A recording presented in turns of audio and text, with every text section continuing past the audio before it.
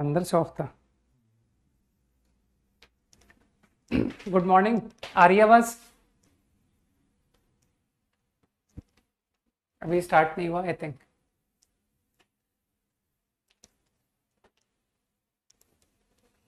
नहीं, अभी स्टार्ट नहीं हुआ।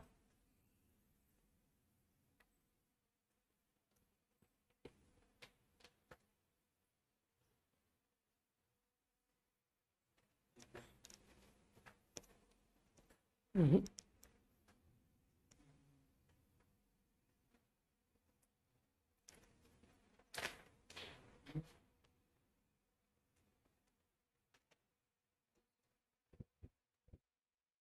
हो गया? अभी अभी चेक करो, बताओ। अब देख रहा हूँ, ये अभी भी स्टार्ट नहीं हुआ। हाँ, हो गया, स्टार्ट हो गया भाई।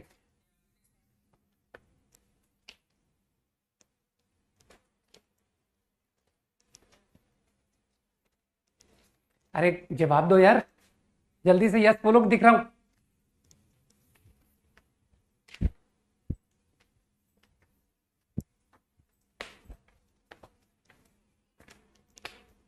प्रॉब्लम है ना? क्या है?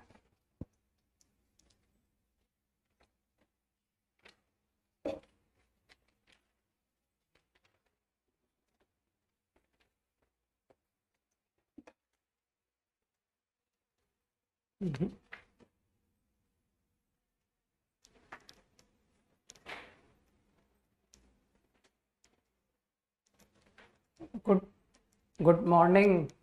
अब जल्दी से यस बताओ कि मैं दिखाई दे रहा हूँ या नहीं।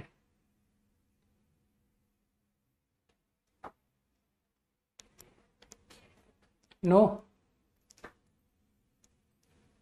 अभी भी स्टार्ट नहीं है। अरे कोई जल्दी से बता दो मेरे शर्ट का कलर, तो मैं क्लास स्टार्ट करूं।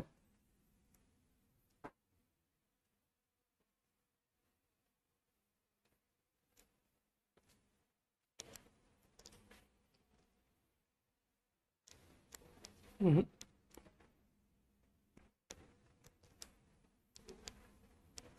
तो प्रॉब्लम है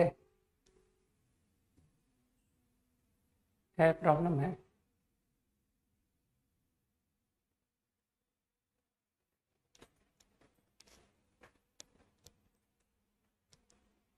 वो कमेंट शो नहीं हो रहा। 4-5 कमेंट ऐसे हो। हाँ, मतलब 4-5 कमेंट ऐसे बाद कमेंट आने लगे। एक बार देखो। कुछ भी नहीं हो रहा।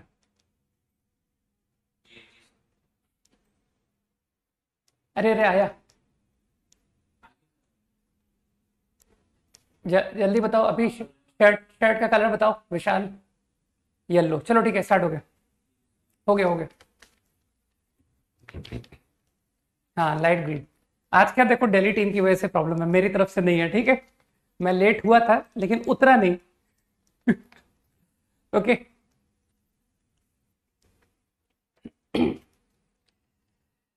पहले डिस्कशन कर लें क्विकली। हाँ, बताओ पीयूष। Exercise 2 question 1 to 5। पहली बार 100% होमवर्क कंप्लीट। अब आगे के लिए ट्रेंड बना लो कि सर अब आगे से 100% अटेम्प्टेड, है ना? ये वर्ड नोट कर लो, 100% होमवर्क अटेम्प्टेड, कि सर क्वेश्चन से एक बार गो थ्रू हुआ था, है ना? और आज से एक चीज और करना शुरू करो। देखो, मैंने शायद तुम लोग को क्लास में कहा नहीं था, तो आज मैं 1 मिनट के लिए ब्रीफ कर देता हूं। शीट के जितने प्रॉब्लम्स तुम क्लास से पहले तुमसे नहीं बन पाते हैं, ठीक है, जो तुम्हारे डाउट होते हैं उनको मार्क किया करो। सही, उन क्वेश्चंस को मार्क किया करो। और इवन वो प्रॉब्लम्स जो तुमसे बहुत मुश्किल से सॉल्व हुए, कि सर हो गया था लेकिन आफ्टर सेकेंड अटेम्प्ट या आफ्टर थर्ड अटेम्प्ट, ठीक है, उनको भी मार्क किया करो, है ना? कुछ क्वेश्चंस होते हैं ना जिनको करने के बाद में अपने ऊपर विश्वास नहीं होता है कि यार ये सवाल मैंने कर लिया, इतना बढ़िया क्वेश्चन मैं कर सकता हूं क्या? तो ऐसे क्वेश्चंस को भी मार्क किया करो। क्योंकि इन द एंड जब खत्म होगा ना सिलेबस, या जब टेस्ट के बिफोर तुम कभी सोचोगे कि यार मुझे रिवाइज करना है ना। अच्छा, एक्सरसाइज 3 और 4 दी थी, ठीक है, वो डिस्कस करता हूँ। तो जब कभी तुमको रिवीजन का ध्यान आएगा ना, तो उस मोमेंट में तुमको पूरी शीट करने के लिए कभी नहीं कहूंगा। तब मैं तुमसे यही कहूंगा कि जो क्वेश्चंस तुम्हारे डाउट थे प्लस जो क्वेश्चन तुमसे बहुत मुश्किल से बने उनको कर लो, ठीक। तो इस बात को आगे के लिए ध्यान रखना। मतलब आगे मेरे पास पे ये कमेंट आना नहीं चाहिए, मैसेज व्हाट्सएप, कि सर रिवीजन में क्या करूं, क्या शीट रिवाइज कर लूं, ये सब मेरे पास में कोई मैसेज नहीं आना चाहिए, ठीक है। क्योंकि मैंने क्लास में बताया हुआ है कि what to revise from the sheet, ठीक।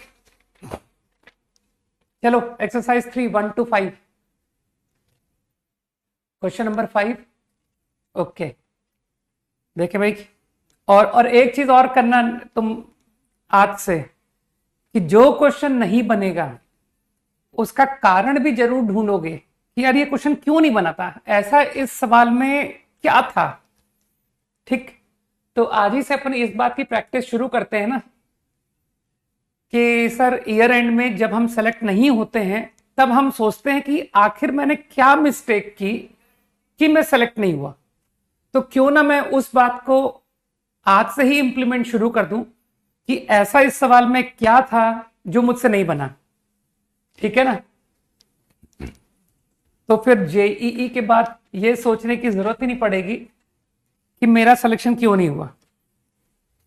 अच्छा, 4th क्वेश्चन को पहले मैं रीड कर देता हूं, है ना। ग्रेटेस्ट इंटीजर लिखा है, तो इसको ओरल पढ़ते हैं, पहले ओरली सुनने की कोशिश करो। यार जो भी ऑल इंडिया रैंक 1 होगा वो तुमको मल्टीपल प्लेसेस पर दिख जाएगा, चिंता क्यों करते हो। ठीक है ना। क्वेश्चन नंबर 4 ओरल सुन लो। एक्स टेंडिंग 0, तुमको अच्छी तरह से पता है ना कि सर विदाउट ऑपरेटिंग लिमिट, है ना, जीआईएफ हमेशा डिसाइड हो जाता है, जीआईएफ हमेशा डिसाइड हो जाता है कि नहीं। तो लिमिट एक्स टेंडिंग 0 ओरली सुन लेते हैं।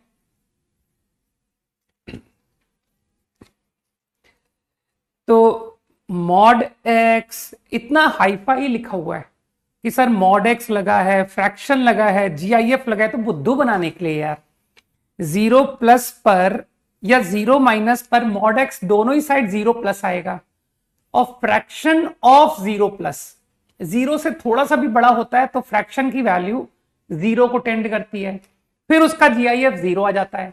तो मानते हो जीआईएफ तो एग्जैक्ट 0 हो गया, without operating limit exact 0 into whatever, कि सर कुछ ऊपर लिखा है कुछ नीचे लिखा है, क्या फर्क पड़ता है, ये तो एग्जैक्ट 0 हो गया ना। तो मानते हो लिमिट 0 आ गई, सोचो लिमिट एफ एक्स 0 आ गई। बात सबको समझ में आई, है ना। और at x equal to 0 function नीचे लिखा हुआ है, तो at x equal to 0 function 0 है। हो गई बात क्लियर सबको कि सर फंक्शन कंटिन्यूअस है। यार क्वेश्चन नंबर 1 जो था ना उसमें फैक्टर था, फैक्टर, तो वो फैक्टर पहचानो। तो क्वेश्चन नंबर 1 में किसी ने नोटिस किया कि सर x को, जल्दी कोई बताएगा मुझे x को क्या पुट करने से ये 0 बन रहा था। If I put x equal to what, √3, एक बार √3 डाल के देखो क्या होता है, √3 या -√3, मेरे हिसाब से शायद √3 आता है, हाँ। तो x √3 पुट करने से 0 है, तो x -√3 इज अ फैक्टर। बाकी तो तुम क्रिएट करोगे कि सर वो आपने सिखाया था ना डिवाइड करके, x² -√3x, लेकिन मुझे तो fx -2 चाहिए, तो fx -2 प्लस √3।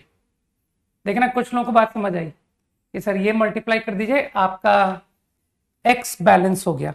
गलत तो नहीं लिख दिया, एक सेकेंड, -√3fx, हाँ प्लस √3x, सही है, कैंसिल हो रहा है। और रही बात कांस्टेंट की, तो कांस्टेंट इससे बैलेंस हुआ कि नहीं, minus root 3 fx is there, plus 2 root 3 is there, minus 3 also is there. यहां तक ठीक. अब इससे दो पॉसिबिलिटी है. इसे क्या बोला गया है कि this relation holds for all x, for all x. अब मुझे बताओ ये जो इक्वेशन है ये होल्ड कर रही है फॉर ऑल एक्स, तो x इक्वल टू रूट 3 ये 0 है एट रूट 3. लेकिन अगर मैं बात करूं नॉट रूट 3 की तो क्या कमेंट आएगा? If x is not root 3. सोचो, तो मानते हो इसे 0 होना पड़ेगा. I want this equation to be always true, तो यार इसे तो 0 हमेशा बनना पड़ेगा. fx में रूट 3 थोड़ी पुट किया था, क्वाड्रेटिक में x को रूट 3 पुट किया था. अभी जो बात चल रही है उसको देखें अपन. तो एट x नॉट रूट 3 मानते हो ये इक्वेशन ट्रू होनी पड़ेगी, इसे 0 बनना पड़ेगा. तो आई एम गेटिंग, इसे 0 करो तो fx निकल के आया 2 माइनस रूट 3 माइनस x, लेकिन बहुत साफ लिखा हुआ है x नॉट रूट 3. तो रूट 3 पर मुझे fx के बारे में कोई ज्ञान नहीं है. What is your fx at root 3? I don't know. लेकिन फिर इसकी क्वेश्चन का जरा इस्तेमाल करें कि सर सवाल में फंक्शन रूट 3 बताया गया है, तो कंटिन्यूटी का तुम आइडिया जानते हो कि नहीं, कि अगर फंक्शन कंटिन्यूअस है तो limit x tending root 3 of f must equal f root 3. अब मुझे बताओ, जब तुम लिमिट निकालने जा रहे हो तो डोंट यू थिंक कि x टेंडिंग रूट 3 का मतलब होता है x नॉट रूट 3. दिमाग में बात को बिठा लो. x tending root 3 means x not root 3. तो मानते हो fx इस डेफिनेशन को फॉलो करेगा. And using this definition I got the limit 2 minus 2 root 3. सोचो क्या किया मैंने. और अब कंटिन्यूटी की मदद से मैंने कहा कि यार इसे f रूट 3 के बराबर होना पड़ेगा for function to be continuous. Got the point? था ना इजी? तो क्वेश्चन की इंफॉर्मेशन समझना सीखो कि उसने f रूट 3 डिफाइन नहीं किया, तुम्हारे लिए छोड़ दिया बाय सेइंग कि फंक्शन कंटिन्यूअस है. अरे डिसकंटिन्यूअस होता तो फिर हम आंसर नॉट एग्जिस्ट बोल के आ जाते कि I can not comment over f root 3. समझ गए? क्वेश्चन नंबर 2 यार क्वाड्रेटिक बना के नहीं हो जाता है, इसको सिग्नम के अंदर की क्वांटिटी डिसाइड करनी है ना. सिग्नम पे तो हमेशा बस यही सोचना होता है ना कि नंबर पॉजिटिव है, नंबर नेगेटिव है, नंबर 0 है. तो तुमको साफ समझ में नहीं आया कि सर cos 2x को 1 माइनस 2 साइन स्क्वायर लिखिए, है ना. 4 minus 2 sine square minus 2 sine x. अब यार इस क्वाड्रेटिक पर कमेंट करना है कि ये क्वाड्रेटिक कैसी है ना. तो अगर तुम थोड़ा सा दिमाग का इस्तेमाल करोगे ना तो तुमको पता पड़ जाएगा कि ये नंबर, वैसे ओरली बोल सकते हो कि सर इसकी हाईएस्ट वैल्यू 2 आ सकती है, इसकी भी हाईएस्ट वैल्यू 2 आ सकती है. तो क्या तुम ओरली सोच सकते हो कि सर ये नंबर कभी नेगेटिव आने वाला ही नहीं है, ये नंबर मुझे ओरली दिख रहा है ग्रेटर इक्वल टू 0. अरे नेगेटिव आने के लिए मतलब समझ रहे हो क्या करना पड़ेगा?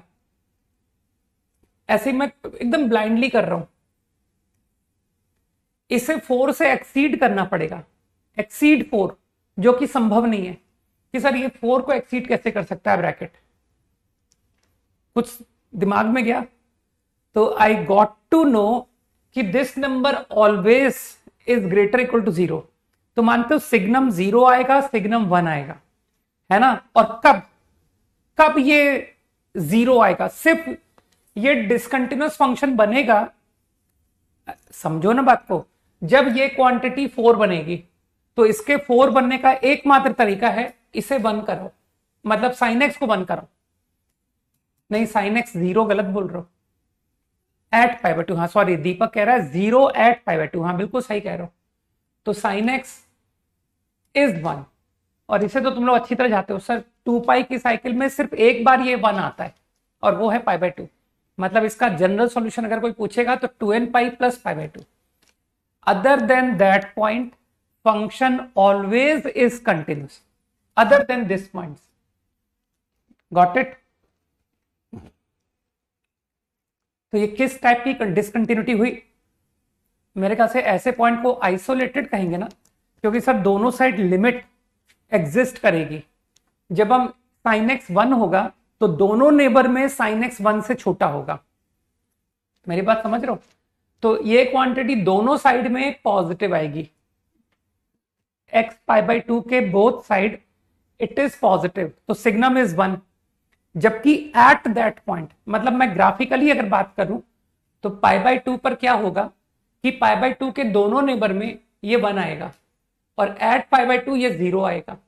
तो कुछ ऐसा ग्राफ बनेगा इन द नेबरहुड ऑफ π/2, है ना, π/2 माइनस h से लेकर π/2 plus h। I think up to 5। यार 5 क्वेश्चन क्यों पूछा तुमने? मतलब 0 माइनस, तुमको हमेशा पता है कि विदाउट ऑपरेटिंग लिमिट, है ना, तुम सारे सवाल पूछ लो यार, बगैर लिमिट लगाए GIF डिसाइड हो जाता है। तो फंक्शन की limit at 0 LHL orally x tending 0 minus greatest x तो हो गया -1, तो -1 का स्क्वायर हो गया 1 प्लस 1, ठीक। लॉग x टेंडिंग 0 कर रहा हूं ना मैं, तो अपॉन लॉग ln लिखो ना यार कि सर हमको तो ln आता है, ठीक है ना, तुम तो जानते ही हो ln इज बेस्ट, नहीं, ln2 ln1 plus x, perfect. तो लिमिट x टेंडिंग 0 माइनस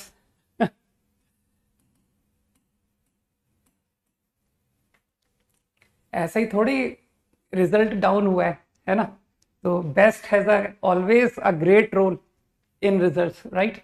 ये ठीक है। पहले Bansal classes was best, now someone else is best, है ना। See the effect, see the difference.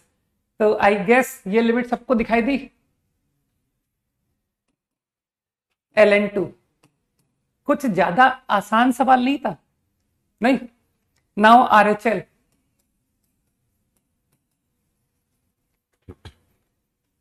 अब मैंने तो अपना सोचने का तरीका ही चेंज कर दिया है, ठीक है ना।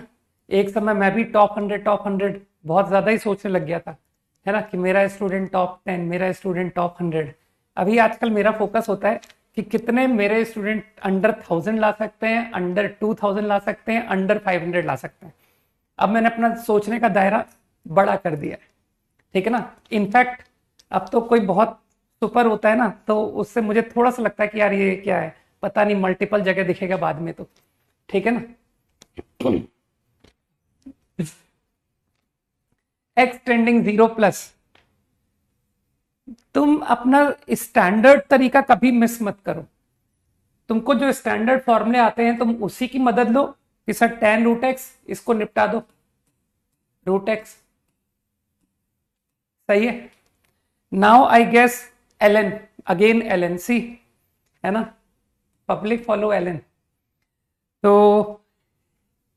ln के अंदर तो तुमको पता है ना कि सर 1 आते ही काम हो जाता है। तो ln के अंदर जैसे ही 1 आता है तुमको अपना लाइन ऑफ थिंकिंग पता है ना, 1 प्लस x, 1 प्लस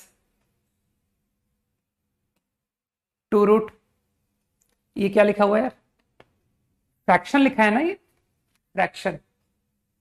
खैर करना क्या है, कुछ लोग तो चाहें तो क्या कह सकते हैं कि सर ये फ्रैक्शन देख के मुझे डर लग रहा है, तो क्यों ना मैं x माइनस GIF की हेल्प से इसको क्या मैं x लिख सकता हूं, तुम भी कंफर्ट फील करोगे। सोच करके बताओ, अगर मैं इस फ्रैक्शन x को अगर x लिख दूं तो इज देयर एनी प्रॉब्लम?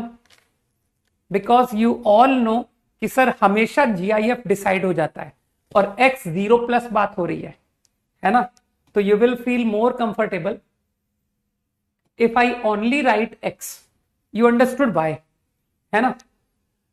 ई की पावर एक्स स्क्वायर -1। ठीक, अब तुमको अच्छी तरह पता है कि सर ये जो भी क्वांटिटी लॉग के अंदर लिखी है ना, इसको डिवाइड करके ठीक इतने पूरे को भूल जाओ। सही है, ये तो 1 आ जाएगा, ln 1 plus x. Now upon x लिखा, ध्यान रखना मैंने ln 1 प्लस एक्स, नीचे एक्स आएगा तो उसको बैलेंस करो, 2√x ई की पावर एक्स स्क्वायर -1। ठीक, अब तुमको लगता है कि सर ये जो √x लिखा हुआ है, ये √x ये यहां बैलेंस हुआ, तो ये तुम्हारा गया 1, दिस इज 1, दिस इज 1। और मानते हो ये √x का एडजस्टमेंट कैसे होगा, upon √x upon x square into x की पावर 3/2। देखना कुछ लोग मेरी बात समझ पा रहे हैं मैंने क्या कर दिया। सही है, and now you remove √x from here, got the answer. तो देखो मैं कितना ज्यादा इस्तेमाल करता हूं कि सर गिनती के 10 फॉर्मूले आपने पढ़ाए हैं, है ना, 15 को एक्सीड नहीं करेगा गारंटी। पूरी लिमिट में अगर सारे कंसेप्ट्स को जोड़ा जाए तो <= 15 निकलेंगे, उन्हीं को इस्तेमाल कर रहा हूं और कुछ नहीं कर रहा। बस 1 2 0 1, तो कितना आंसर आया इसका, मेरे हिसाब से 2 आया है ना। In total it is 2 only x। क्यों, अरे शिवम जब बोल रहा था तब तुम पता नहीं क्या सोच रहे थे। x minus GIF, x 0 plus GIF is 0। सही,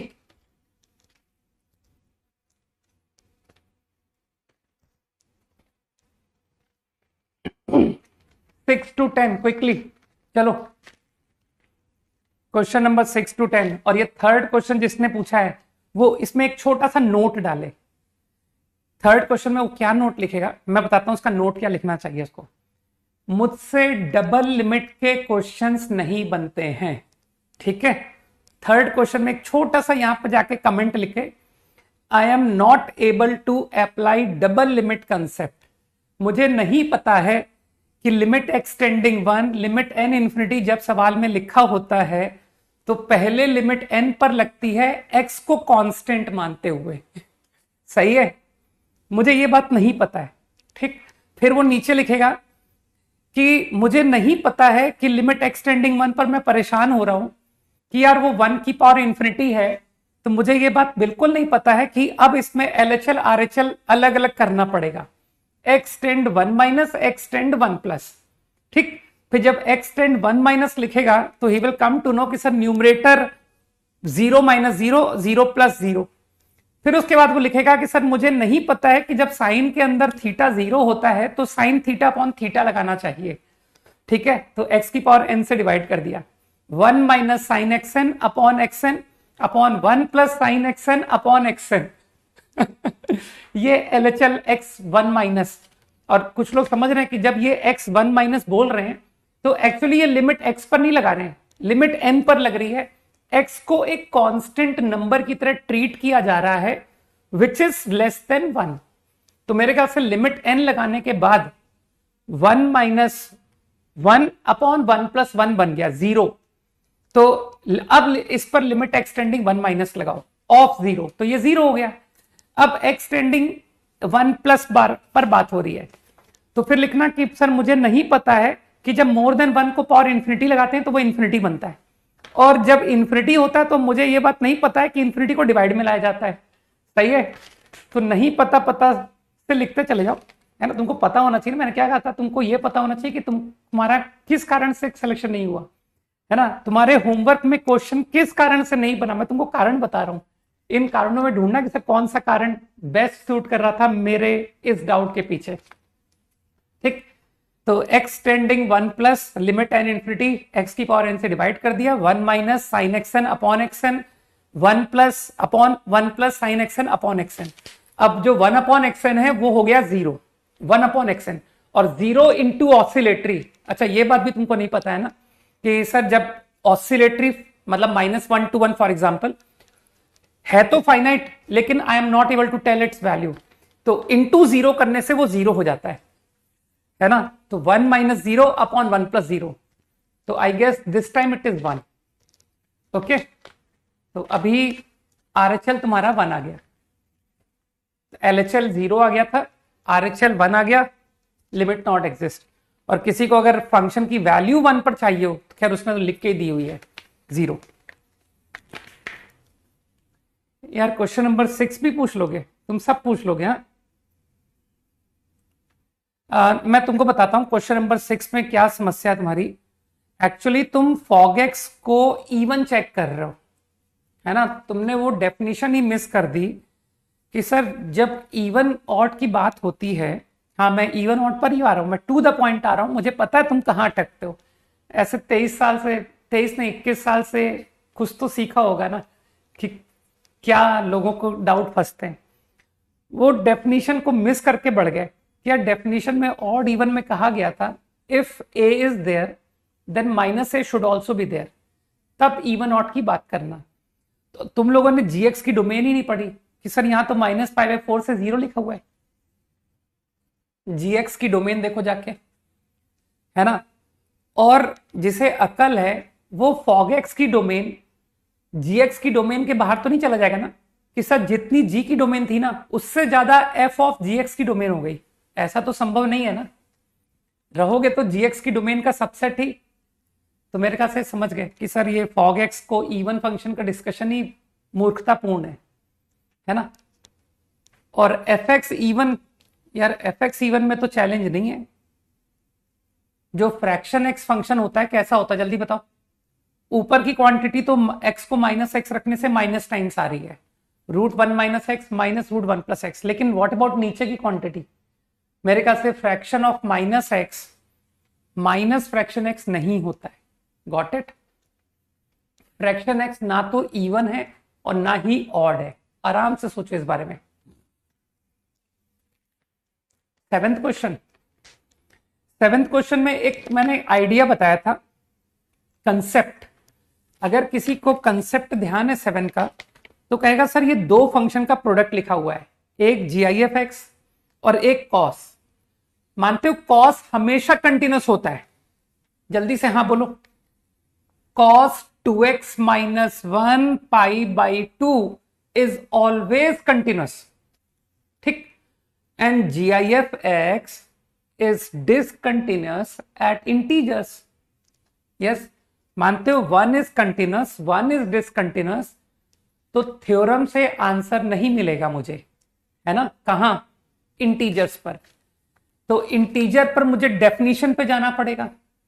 तो डेफिनेशन मानते हो इसमें ओरल लग रही है कि sir x tending a where a is some integer, a एक इंटीजर है। तो क्या तुम ओरली बोलोगे कि सर GIF(x) की वैल्यू LHL RHL अलग अलग आएगी, RHL a LHL a-1। लेकिन मानते हो वो जो आपका कॉस है वो काम कर गया कि सर दोनों साइड वो 0 आ रहा है।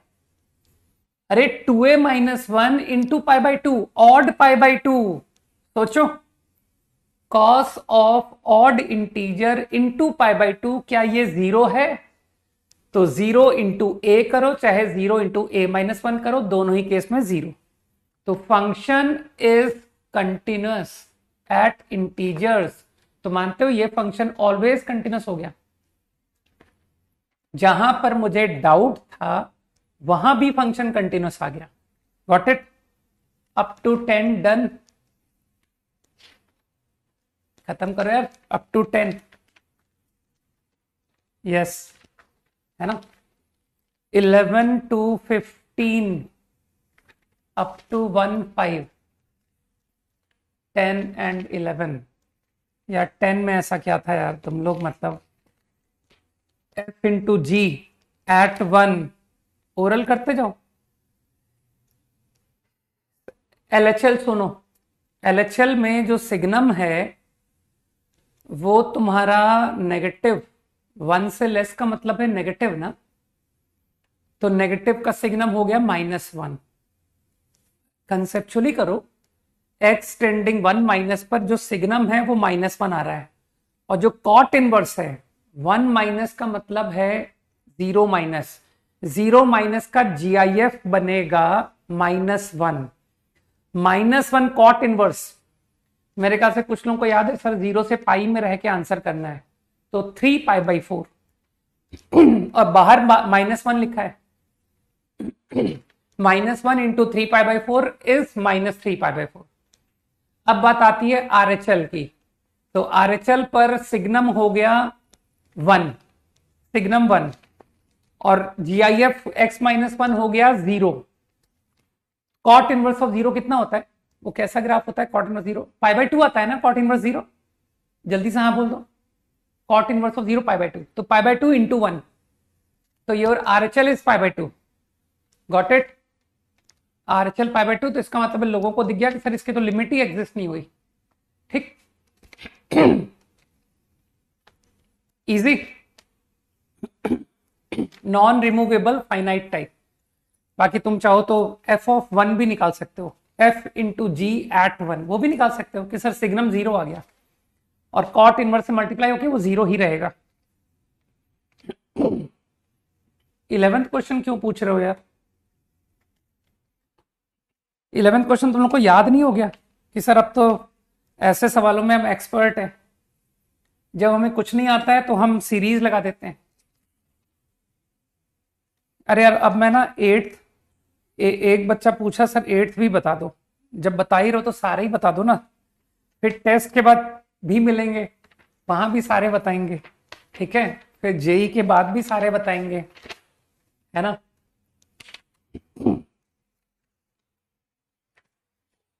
जिसको sin x minus x cos x करना था इन 8th, वो थोड़ी हैबिट डेवलप करो, है ना, जो बोलता हूं उनको ध्यान से सुना करो। मेरी आदत है कि मैं सिमिलर फंक्शंस को कलेक्ट करता हूं, सिमिलर, अलजेब्रा, ट्रिग्नोमेट्री सेपरेट। तो जब यहां पर sine minus x cos x लिखा था ना, तो मैंने कहा कि कुछ ऐसा करो कि ट्रिग्नोमेट्री अलग हो जाए और अलजेब्रा अलग हो जाए। अरे अलजेब्राइट, तो मैंने क्या किया, कॉस को बाहर निकाल दिया। तो जैसे ही मैंने कॉस को बाहर निकाला ना, तो अंदर tan x माइनस एक्स बन गया। मानते हो मेरा काम हो गया कि सर सब तो सीख रखा है, tan x minus x upon x cube into x, मानते हो 0 लिमिट आ गई। समझ गए भाई, 8th क्वेश्चन जिसका डाउट था। 11th क्वेश्चन, 11th क्वेश्चन तो मुझे लग रहा है -1 +1 से हो नहीं जाएगा। मल्टीपल टाइम्स बता दिया कि सर पहले आप चेक करते हो कि नीचे 0 है, ऊपर a -1 आ रहा है, नीचे 0 है तो मानते हो इसे 0 होना पड़ेगा। गलत बोल दिया क्या मैंने, तो a1 हो गया, cos x minus cos bx।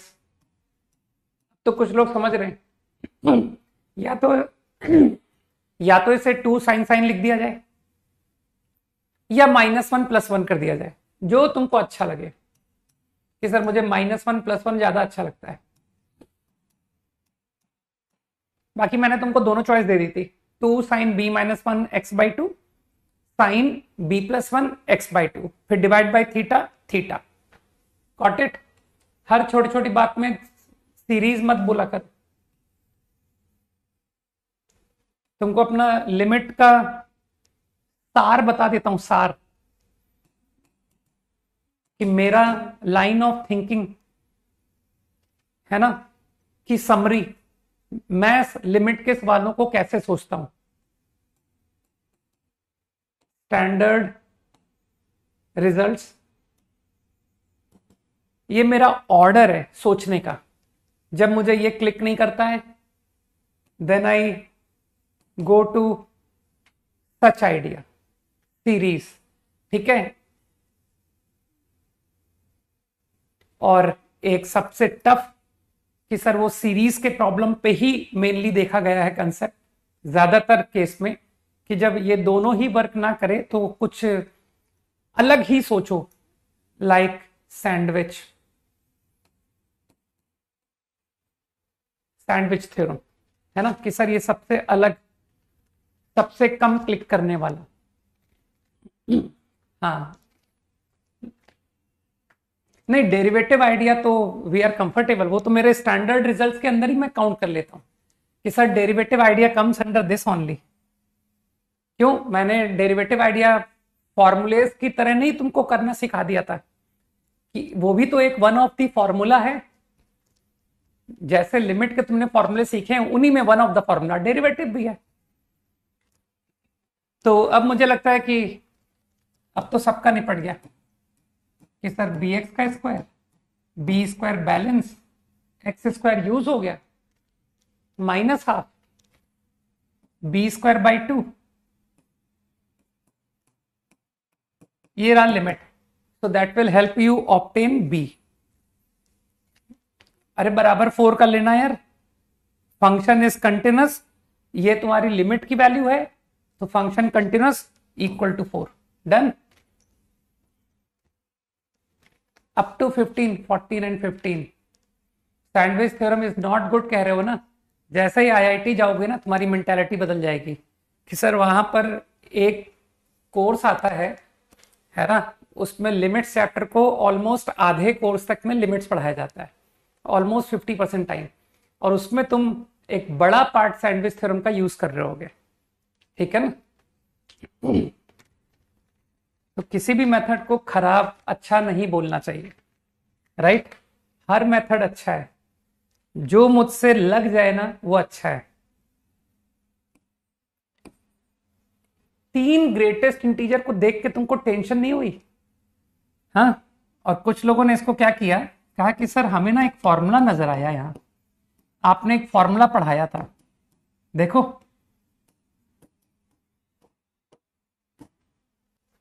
कुछ याद आ रहा है? x by n, x plus 1 upon n, x plus 2 upon n, up to x plus n minus 1 upon n. तो इंटेलिजेंटली तुम इसे भी रीड कर लेते, बस तुम डिफरेंस समझ रहे हो कि सर वो जो फॉर्मूला था उसमें x लिखा था, यहां x की जगह 3x लिखा है। तो डोंट यू थिंक कि this quantity by formula is GIF 3x। और अब तो तुम स्मार्ट हो कि सर इसकी कंटिन्यूटी में तो कोई टेंशन है ही नहीं। तो क्वेश्चन में देख लो इंटरवल क्या है, -1 to 1। तो व्हेन 3x इज इंटीजर दिक्कत है। लेकिन मुझको एक चीज समझाओ, क्या जो एंड पॉइंट है, तुमको लगता नहीं कि सर एंड पॉइंट पर मुझे केयरफुल होना चाहिए? अब अगर मैं तुमसे -1 की बात करूं तो मुझको लगता है कि तुमको -1 को थोड़ा इंपॉर्टेंस देना चाहिए कि सर इसमें गड़बड़ हो सकती है। क्योंकि मैं टेंशन फ्री कब हूं, जब LHL भी चेक हो रहा है, RHL भी चेक हो रहा है, तब तो गारंटी अलग है। लेकिन यार एंड पॉइंट पे सिर्फ एक नेबरहुड चेक हो रही है। तो अब जैसे मैं x-1 की बात करूं तो x-1 पर डोंट यू थिंक कि सिर्फ RHL चेक होगा, RHL and equal to f-1। तो RHL पर मानते हो ये -3 से थोड़ा बड़ा नंबर है, और -3 से थोड़ा बड़ा होने पर GIF कितना आता है? तो your RHL at this point is -3 and what is your f at -1? कहना सर वो भी -3। तो क्या तुमको समझ में आया कि एट -1 फंक्शन कंटिन्यूअस होगा? जल्दी से हाँ बोल दो। x-1 पर कंटिन्यूटी है, उसके अलावा और एक एंड पॉइंट और है 1, लेकिन वहां डिसकंटिन्यूटी है, पता है? x इक्वल टू 1 पर, क्योंकि वहां पर LHL है। गलत बोल दिया क्या? हाँ LHL, और 3 से थोड़ा छोटा, तो वहां पर लिमिट आ गई 2, लेकिन फंक्शन की वैल्यू एट 1 इज क्लियरली 3। ठीक, बात समझ गए? तो मेरे ख्याल से कई लोग समझ गए कि sir all number where 3x is integer except -1, -1 के अलावा सब पर डिसकंटिन्यूटी है। गलत तो नहीं बोल दिया मैंने? सही बोल दिया ना? अब एक ग्रेट मुझसे कह रहा है कि सर 13th क्वेश्चन डाउट है। ऐसे ग्रेट लोगों का मैं क्या करूं बताओ? उसको डायरेक्टलेट फंक्शन का आइडिया नहीं ध्यान है क्या? डायरेक्टलेट फंक्शन के सर आपने इतने बढ़िया सवाल करके दिए थे, हमें तो बिल्कुल ज्ञान ही नहीं है कि डायरेक्टलेट फंक्शन प्रॉब्लम्स को कैसे किया जाता है। सही है दीपक? Discussion over. ठीक, 15th क्वेश्चन मुझे लगता है कि बिल्कुल सेम थॉट अभी किया था मैंने, लेकिन ये थोड़ा सा ट्रिकी वे में पुट किया गया क्वेश्चन है ना? तुमको लग रहा होगा कि सर ये थोड़ा सा डिफिकल्ट है सवाल, तो क्या तुम इस बारे में बात कर सकते हो कि sir 15 question this number is zero पर ध्यान दें आप, और ये जहां भी जीरो बनेगा वहां पर डिसकंटिन्यूटी आएगी, क्योंकि उस पॉइंट पर सिग्नम तो जीरो आएगा लेकिन उसके एलएचएल आरएचएल पर -1 या +1 आएगा। सही कह रहा हूं? तो ये जब जीरो हो रहा है ना, वहां मुझे समस्या है। और ये जीरो पता कब आ रहा है? 1 ± √5/2।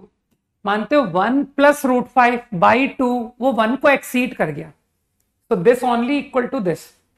यहां तक बात clear?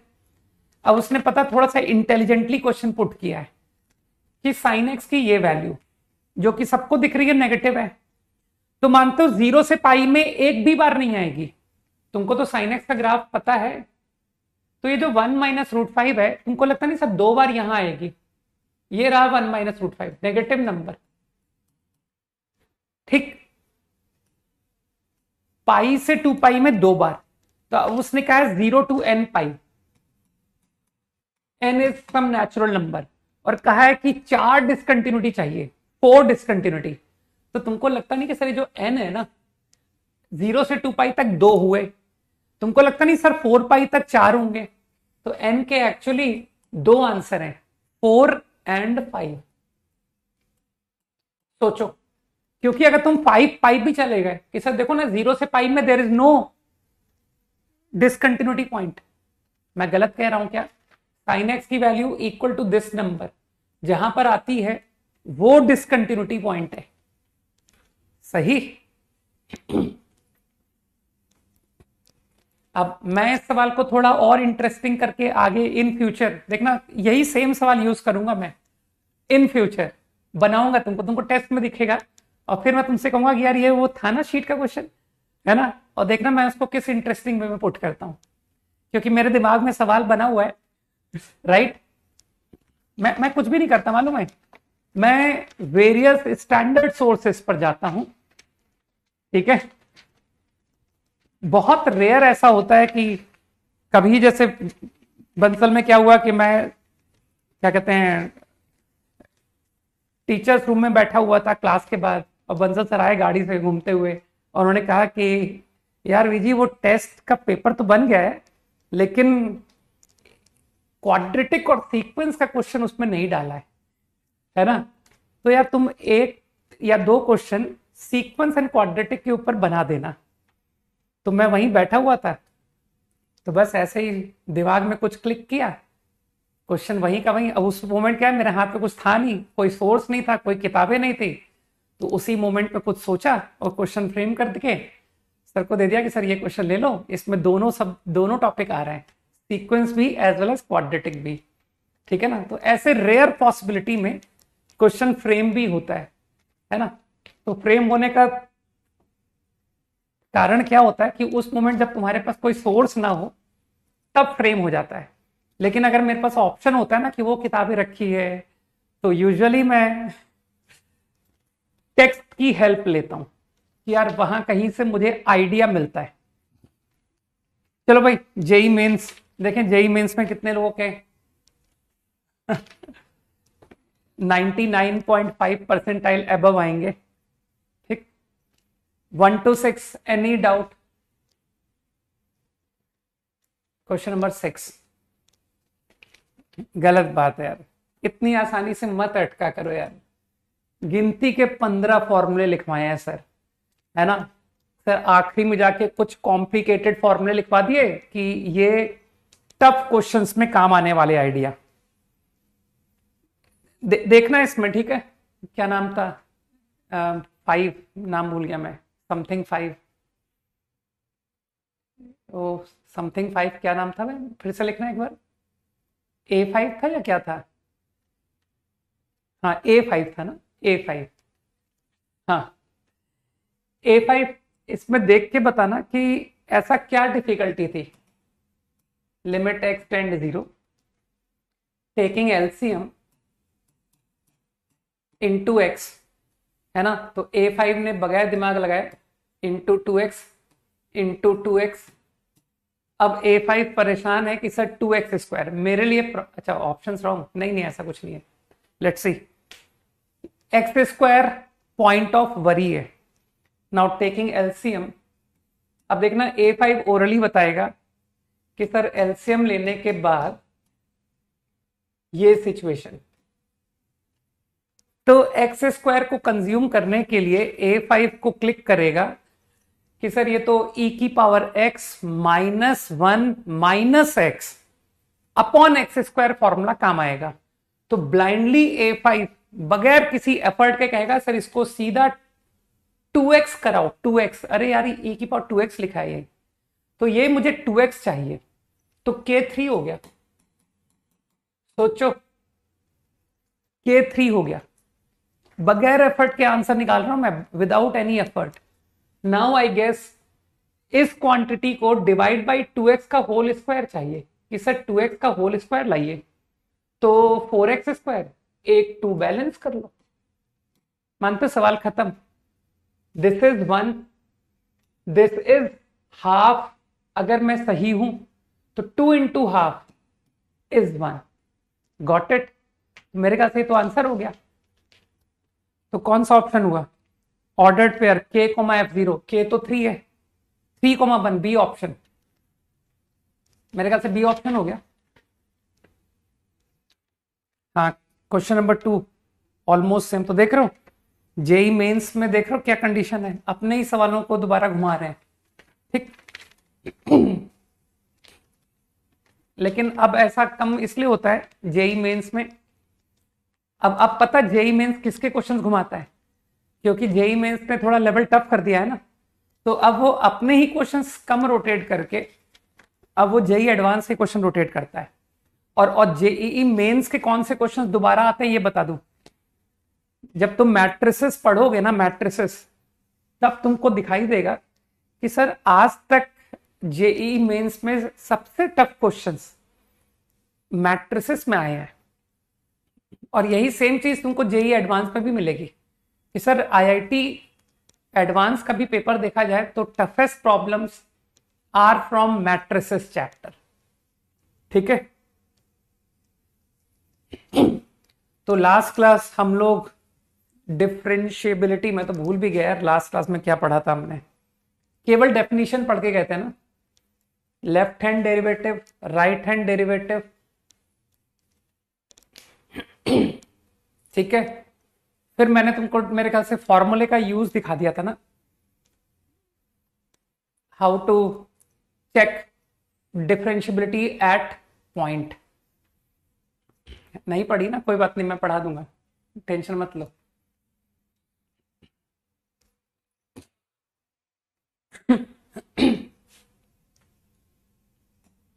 Let's talk about differentiability in interval.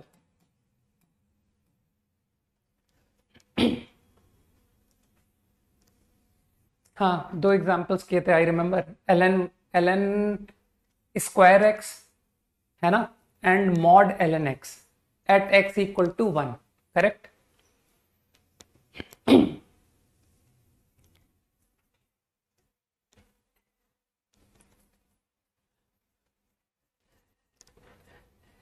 Exactly same way जैसा कंटिन्यूटी में पढ़ा था ना, बिल्कुल कॉपीड थॉट है कि सर इंटरवल पर आपको इंटीरियर पॉइंट पर डिफरेंशिएबिलिटी अगर चेक करनी है तो you will have to talk about LHD, RHD, some finite number,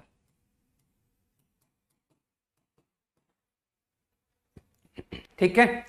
अच्छा, मैं तुम लोगों को थोड़ा नोटेशन से फैमिलियर करा दूं, हालांकि आईआईटी में ऐसी नोटेशंस नहीं आती हैं, लेकिन फिर भी तुमको पता होना चाहिए कि समटाइम्स अगर तुमको f'(a+) दिखाई दे किसी प्रॉब्लम में कि सर f'(a+), शाम की बात अभी करेंगे, पहले पढ़ना, अभी ये पढ़ें f'(a+), right. So this we can, this is nothing but RHD, RHD, as well as अगर तुमको एफ डैश ए माइनस दिखाई दे तो it is L H D.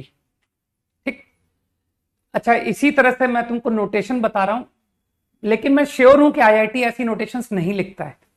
अगर तुमको किसी प्रॉब्लम में एफ ए प्लस दिखाई दे कि सर ये क्या लिखा हुआ था एफ ए प्लस, तो एक्चुअली ये तुम्हारी आर एच एल है, limit x tend A plus of F x. ठीक है, हो सकता है हमारी शीट में कहीं ऐसा नोटेशन तुमको मिल जाए, है ना, क्योंकि हमारी शीट कोई आईआईटी का पेपर तो है नहीं, है ना। और जब मैं तुम्हारा टेस्ट बनाता हूं ना तो मैं इन सब बातों का ध्यान रखता हूं, क्योंकि उस मोमेंट मैं अपना पूरा थॉट प्रोसेस आईआईटी जैसा बना देता हूं,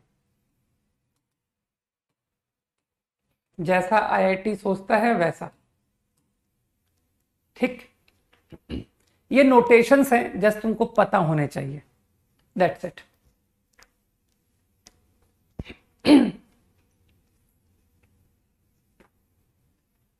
okay, now differentiability at interior point is clear. Okay, now let us talk about differentiability at A. What at A? तो तुम फिर कॉमन सेंस से बोल दोगे कि सर A पर आपको LHD चेक करने की आवश्यकता नहीं है, because not in domain. A minus interval के बाहर है, तो only this is the criteria for differentiability at a, right. Similarly at B, आराम से समझ रहे हो ना तुम लोग कि सब सर ये नहीं भी बताते तो हम खुद ही लगा लेते। At B only criteria LHD is finite. Easy.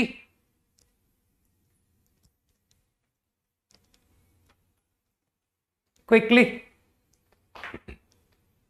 मेरे ओपिनियन में आज शाम को क्लास मैं नहीं रखूंगा, ठीक है, कारण कि तुम लोग अपने टेस्ट की तैयारी करो यार। मैं नहीं चाहूंगा कि तुम आखिरी मोमेंट तक क्लास करते रहो, है ना। टेस्ट को पढ़ो, टेस्ट को सीरियसली लो, तुम्हारा इतना मन लगा करके टेस्ट बनाया जा रहा है ना।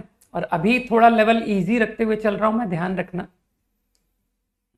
लेकिन अब धीरे धीरे डिफिकल्टी बढ़ाऊंगा मैं, है ना।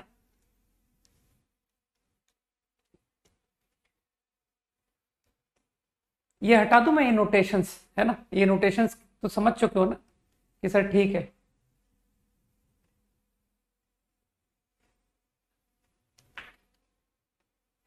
Now, similarly, if I talk about derivability in open interval, तो तुम लोग अच्छी तरह जानते हो यार कि सर हाँ ठीक है कर लेंगे। In open interval, only to talk about interior points. यहां पर सिर्फ इंटीरियर पॉइंट चेक करने होते हैं और आपको LHD RHD दोनों चेक करना पड़ेगा।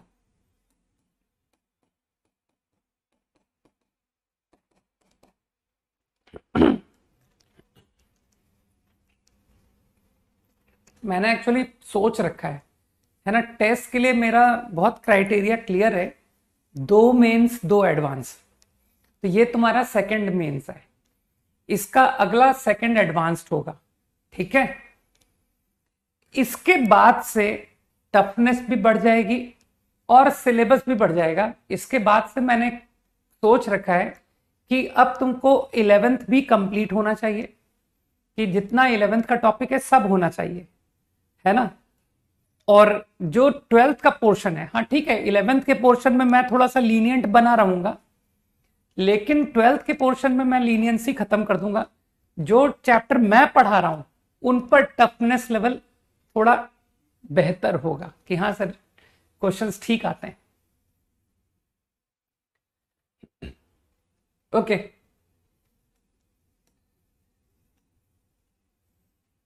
Semi closed interval, differentiability in semi closed. तो अच्छी तरह समझ रहे हो कि sir in this situation to discuss interior points LHD RHD both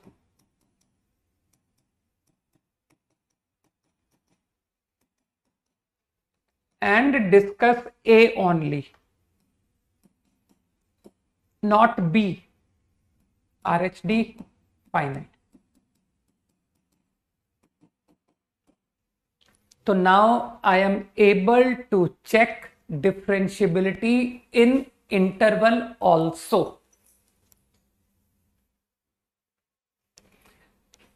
यार अमन, किसने कहा तुमको फुल मार्क्स लाने हैं, है ना?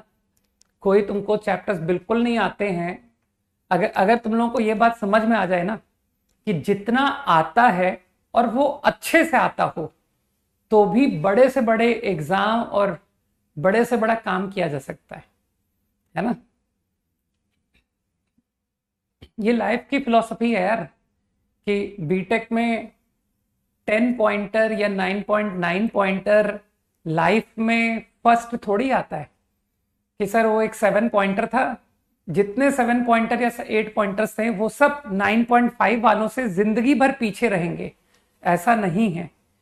7 पॉइंटर 9.9 पॉइंटर को अपने यहाँ जॉब पर रख सकता है, ठीक है, प्रोवाइडेड कि उसका एक फेवरेट एरिया हो और उस फेवरेट एरिया में वो सबसे आगे लीड कर जाए, ठीक है ना? तो इसीलिए तुमको जो आता है ना, अगर वो अच्छे से आता है तो यू विल बिकम सक्सेसफुल। तो जो चीज नहीं आती है ना उसके पीछे ज्यादा परेशान मत हुआ करो कि ठीक है 11th का मुझे ये चैप्टर नहीं आता है, कोई बात नहीं, उसमें स्कोर नहीं होगा, बाकी में तो हो जाएगा, ठीक? तो make sure whatever you know you really know तुमको वो वास्तव में आता हो, बस इतना ही जरूरी है।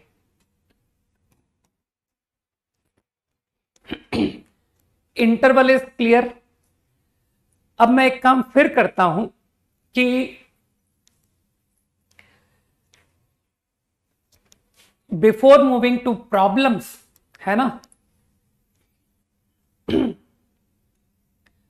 कुछ की कंसेप्ट्स है ना कि सर कंटिन्यूटी में भी ऐसा ही हुआ था, तो बिल्कुल सब कुछ तुमको रिपीटिशन नजर आएगा कि सवालों में जाने से पहले बहुत सारे की कंसेप्ट पहले हमको समझने पड़े ना।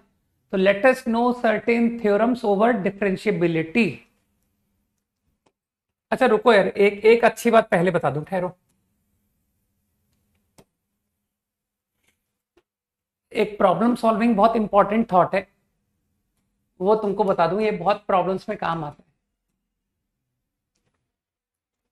किसी point x equal to a पर, है ना, इसको बहुत ध्यान से सुनना जो बताने जा रहा हूं। फंक्शन इफ डिफरेंशिएबल, अगर फंक्शन डिफरेंशिएबल है, मान लो, then it will certainly be continuous. So basically I am going to tell you relation between continuity and differentiability.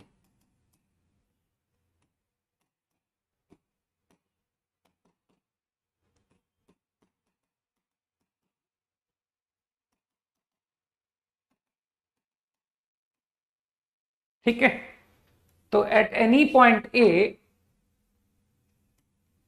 यहां से हटा के थोड़ा नीचे लिख लेते हैं, एट एक्स इक्वल टू है। इन सब का मैं प्रूफ बताऊंगा, पहले आप ना नोट डाउन कर लो, पहले अपन नोट कंप्लीट कर लेते हैं, then I will explain Y.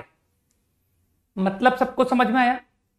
ए पर फंक्शन डेरिवेबल है तो कंटिन्यूअस जरूर होगा। इफ कंटिन्यूअस, अगर कंटिन्यूअस है, डजंट इंप्लाई डेरिवेबल।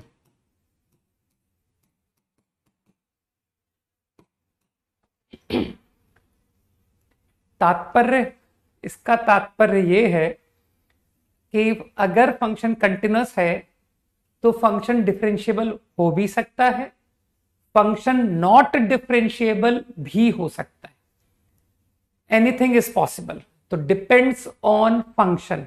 एग्जाम्पल में, किसी एग्जाम्पल में तुमको कंटिन्यूअस फंक्शन डिफरेंशिएबल दिखाई देगा, किसी और एग्जाम्पल में तुमको कंटिन्यूअस फंक्शन नॉट डिफरेंशिएबल दिखाई देगा। ठीक, नॉन डिफरेंशिएबल, अगर फंक्शन नॉन डिफरेंशिएबल है तो, अगर फंक्शन डिसकंटिन्यूअस है तो व्हाट? इफ डिसकंटिन्यूअस, अगर डिसकंटिन्यूअस है देन सर्टेनली नॉन डिफरेंशिएबल।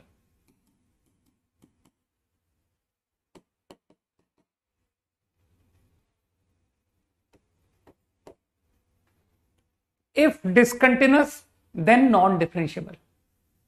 ठीक है, if non differentiable doesn't imply discontinuous.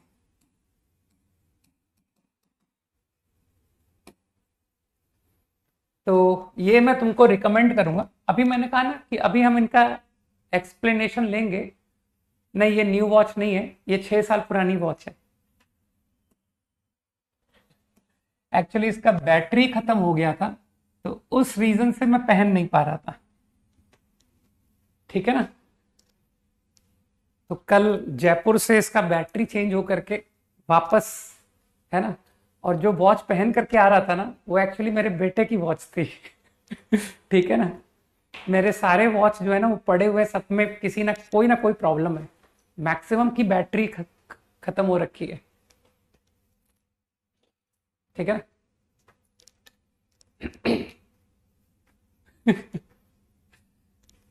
Good observation, नहीं ऐसे अच्छे ऑब्जर्वेशन होते रहने चाहिए।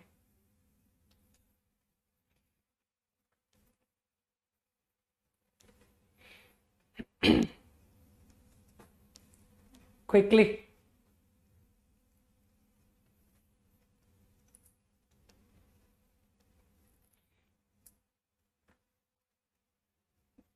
भैया क्या है, भैया बीच बीच में उठ के चले जाते हैं। अभी भैया इस वक्त रूम में नहीं है ना। भैया भैया क्लास के शुरुआत पे थोड़ी देर बैठते हैं, क्लास के एंड में आते हैं, और बीच में भी थोड़ी देर एक बार आ जाते हैं। नोटेड। पहले विदाउट रीजन इस टेबल को तुमने समझ लिया कि इस टेबल का मतलब क्या था। इस टेबल का मतलब था कि अगर फंक्शन डिफरेंशिएबल होगा तो गारंटी कंटिन्यूअस होगा, अगर कंटिन्यूअस है तो डिफरेंशिएबल नॉन डिफरेंशिएबल दोनों पॉसिबिलिटी है। ठीक है, अगर नॉन डिफरेंशिएबल है ना, नॉन डिफरेंशिएबल है तो फंक्शन कंटिन्यूअस भी हो सकता है, डिसकंटिन्यूअस भी हो सकता है। अगर डिसकंटिन्यूअस है तो नॉन डिफरेंशिएबल होना पड़ेगा। ठीक, तो अब इसमें ये जो स्टेटमेंट लिखे हैं, इसमें मानते हो प्रूफ किसका मिलेगा? जिसका कि रिजल्ट सर्टेन है ना। तो आई थिंक ये 2 पॉइंट सर्टेन रिजल्ट्स हैं कि सर इसमें आपने बताया है differentiable then continuous, discontinuous then non differentiable, तो मैं इसका तुमको प्रूफ दे देता हूं। ठीक, प्रूफ बहुत ही हल्का है। अगर फंक्शन डिफरेंशिएबल है तो प्रूफ करो कंटिन्यूअस है ना। तो पहले मैं नोन क्वांटिटी कॉपी कर दूं कि इसमें मुझे गिवन क्या है। मुझे गिवन है LHD। चलो LHD को फॉर्मूले से लिखता हूं। कौन सा फॉर्मूला तुम समझ रहे हो कि सर जिसका आप थोड़ा कम इस्तेमाल करते हो, A+H, FA+H, FA-H। आप काफी कम यूज करते हो ना, आप एक्स में रह के ही सवाल करने की कोशिश करते हो। तुम लोग जानते हो ना इस बात को। तो क्या फिर से मैं अपनी उसी आदत को फिर से कॉपी कर जाऊं क्या? हाँ, कि सर आपकी आदत तो a plus h a minus h की कम है, जब आपको जरूरत पड़ती है तब आप इस्तेमाल करते हो। तो चलो पहले मैं अपनी जो आदत है उसी को इस्तेमाल करने की कोशिश करता हूं। एक्स टेंडिंग ए, क्योंकि जितना जनरल सिखाया जाए और हम जनरल बातों को जितना ज्यादा समझने लग जाएंगे उतना हमारा दिमाग अच्छा डेवलप होगा। ठीक, मानते हो? इस फॉर्मूले से तुम्हारा एलएचडी आरएचडी दोनों कवर हो रहे हैं। कुछ लोग समझ रहे हैं वाई, कि सर एक्स को ए से मोर जब रीड करोगे तो वो आपको आरएचडी क्रिएट कर देगा, जब आप x को a से लेस रीड करोगे तो आपको LHD दे देगा। तो I think this expression will take care of both. Now in this problem it is known that this quantity exist finite, तो मैंने उसको कुछ मान लिया। This is known to me कि ये लिमिट किसी फाइनाइट नंबर L के बराबर है। अब मुझे प्रूव करना है कि प्रूव करो कंटिन्यूटी होगी। तो तुम्हारा बेसिक कंसेप्ट क्लियर है ना कि सर कंटिन्यूटी प्रूव करने का मतलब है limit extending a f x को बराबर एफ ए प्रूव करो। तो कई लोगों ने विजुलाइज कर लिया कि अरे सर इसमें तो कोई दम वाली बात है ही नहीं, आपको प्रूव करना है एक्सटेंडिंग ए एफ एक्स बराबर एफ ए के बजाय मैं ये प्रूव कर दूं कि यार ये जीरो होना पड़ेगा। सोचो, if I can prove this then your continuity is done. कोशिश करो समझने की।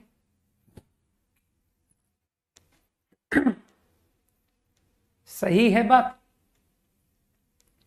तो मुझको ये प्रूव करना है जीरो, है ना भाई? तुमको एफ एक्स की लिमिट अगर x टेंडिंग 2 पर प्रूव करना है कि सर ये 5 आएगा, तो मैं इसकी बजाय एफ एक्स माइनस 5 की लिमिट प्रूव ना कर दूं कि सर ये जीरो है, मैं इस लिमिट को जीरो प्रूव कर दूं। ये एक ही बात है कि नहीं, है ना? तो मेरे ख्याल से कई लोग समझ गए कि मेरा फेवरेट मेथड, जो लोग जानते हैं कि सर आप ऐसे थोड़ी बोलोगे कि देखो नीचे जीरो है इसलिए ऊपर जीरो होना पड़ेगा। आपका तरीका थोड़ा अलग होता है, मतलब आप, क्योंकि तुमने ग्रेटेस्ट इंटीजर फ्रैक्शन प्रॉब्लम्स में देखा है कि सर खाली जीरो डिसाइड करने से काम नहीं होता, हमको जीरो प्लस जीरो माइनस की आवश्यकता पड़ती है। तो कई लोग समझ रहे हैं कि मैं क्या करने वाला हूं। I am going to tell that go like this, why not read this expression equal to this, है ना? और अब तुम लोग अच्छी तरह समझदार हो कि सर ये रहा जीरो, ये रहा L, L into zero is zero. Continuity done. बताओ, मैंने इस स्टेटमेंट को प्रूव कर दिया।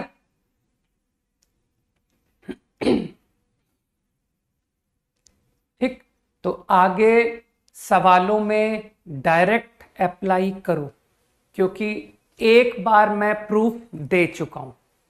ठीक, अब प्रॉब्लम्स में डायरेक्ट यूज होगा कि सर क्वेश्चन में कंटिन्यूटी डिफरेंशियबिलिटी दोनों पूछे थे, आपने खाली डिफरेंशियबिलिटी करके कंटिन्यूटी का आंसर कैसे कर दिया? तो उस मोमेंट कंफ्यूज मत होना। ठीक, और ये जो चैप्टर है ना कॉल्ड डिफरेंशियबिलिटी, ये मेरा फेवरेट चैप्टर है, तुमको बता दूं मैं, है ना? क्योंकि मेरा क्राइटेरिया पता क्या होता है?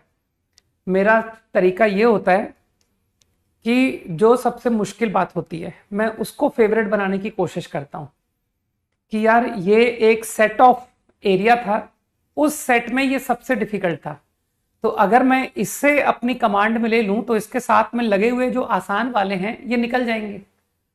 तो set called limit continuity differentiability, ये जो 3 चैप्टर का सेट है, इनमें best if I can command differentiability तो you won't face trouble in limit and continuity. Okay, तो ये तीसरा चैप्टर चल रहा है जिसमें तुम लोग लिमिट ही इस्तेमाल कर रहे हो, ये स्टेटमेंट क्लियर? अब इसमें एक चीज सोचने की कोशिश करना है ना, बहुत कॉन्सेंट्रेट करना बात को। क्या यहां पर आकर के तुमको एक पॉइंट समझ में आया कि सर ये आपने फाइनाइट बोला, limit is finite, finite into zero is zero.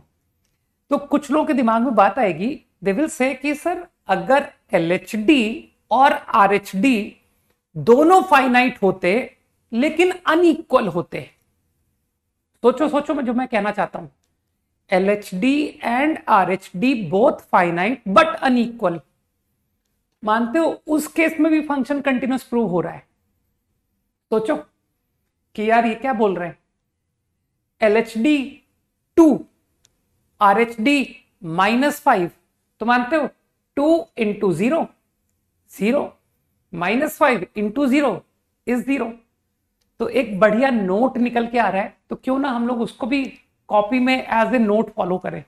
लिखो, डिक्टेट करूंगा मैं, इसको एज ए नोट कॉपी करो। लिखो लिखो, मैं बोल रहा हूं, if fx is non-differentiable at x equal to a,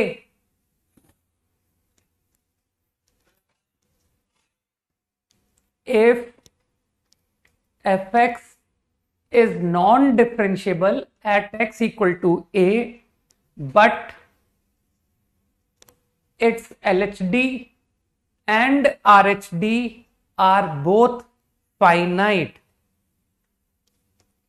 but its LHD and RHD are both finite, then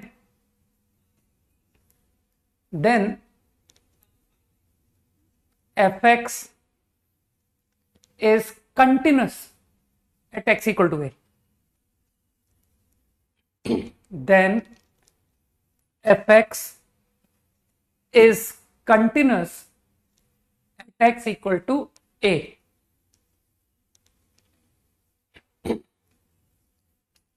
अगर फंक्शन नॉन डेरिवेबल है बट LHD और RHD दोनों फाइनाइट है, देन फंक्शन इज कंटिन्यूअस। ठीक,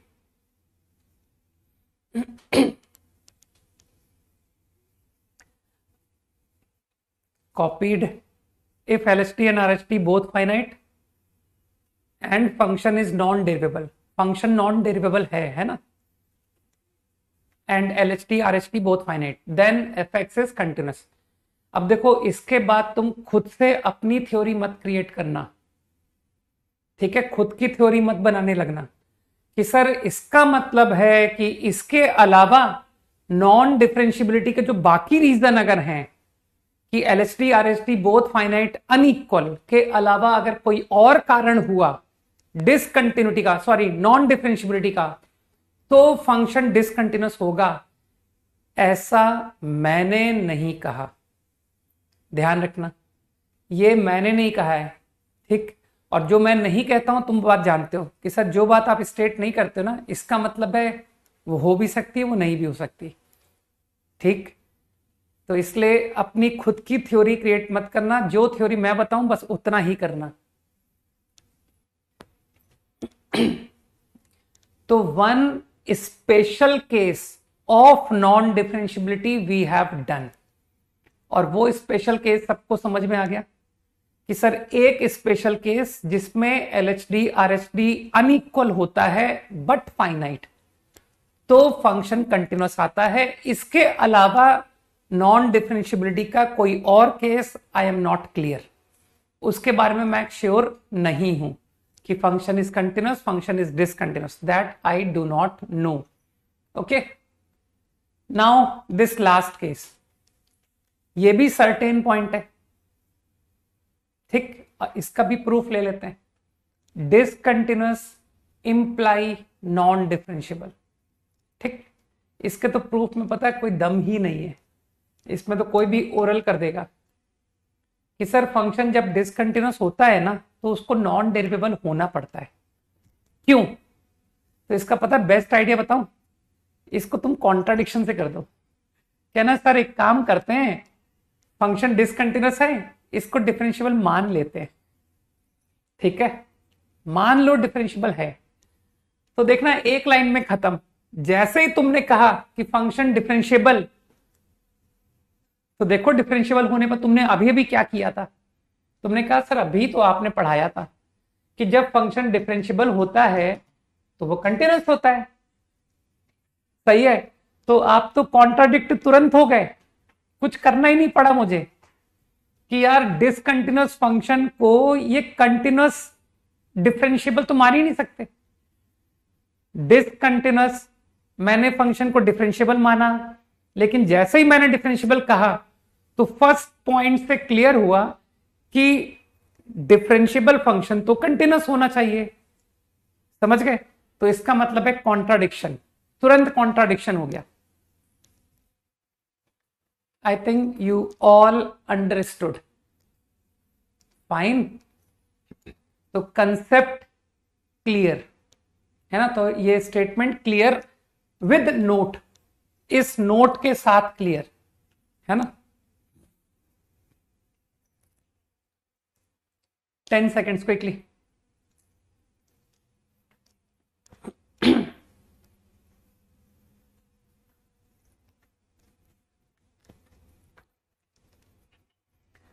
अब तुमको थोड़ा इंटरेस्टिंग केस बताता हूं।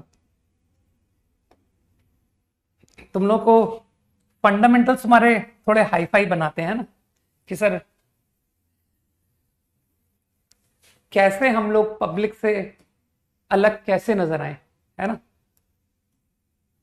तुमको सिर्फ पब्लिक से अलग करने का एक ही तरीका है, ठीक है, कि let public study under someone else and you study under, ठीक है ना। This is the best criteria to separate you from the public, है ना। ध्यान से देखना मैं क्या करने जा रहा हूं।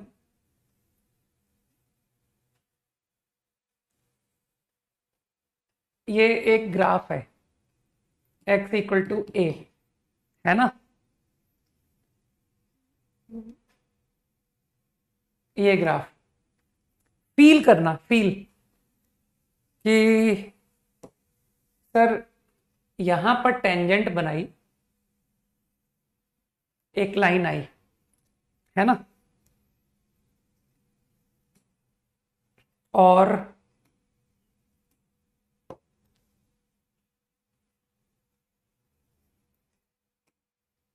यहां पर टेंजेंट बनाई, फील कर पा रहे हो कि मैंने टेंजेंट इस पोर्शन को लेके बना दिया और इस पोर्शन को लेके टेंजेंट बना दिया।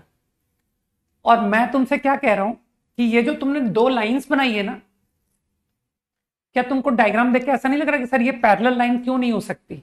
Y not parallel? Why not these two lines parallel a possibility? तुमको लगता नहीं कि ऐसी जो मैंने दो लाइंस बनाई है इनमें तुमको ये एक संभव लग रहा है ना कि सर ये दोनों लाइन पैरेलल बिल्कुल हो सकती है, वाई नॉट पैरेलल?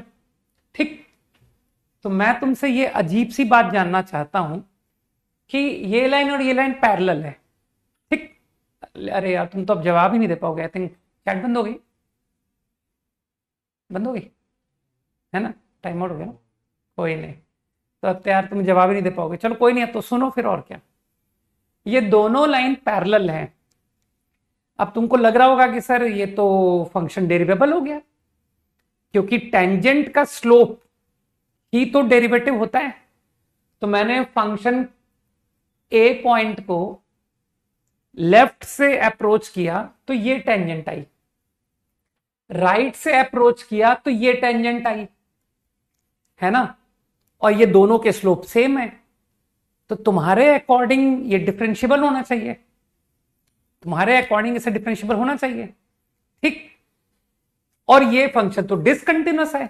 तो कहोगे सर आप तो सब गलत पढ़ाते हो, आपने पीछे पन्ने में अभी तो पढ़ाया था कि डिसकंटिन्यूअस होने पर नॉट डिफरेंशियबल होना चाहिए। लेकिन ये क्या हो रहा है, ये तो हमारे सारे कंसेप्ट ही हिल गए कि फंक्शन डेरिवेबल बट डिसकंटिन्यूअस, ठीक। तो फ्लॉ कहां है, फ्लॉ, गलती कहां है? ठीक है, तो बताता हूं गलती कहाँ है।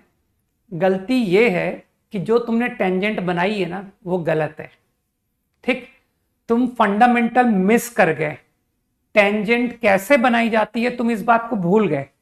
टेंजेंट कैसे बनाई जाती है बताता हूं। ए पर टेंजेंट कैसे बनती है?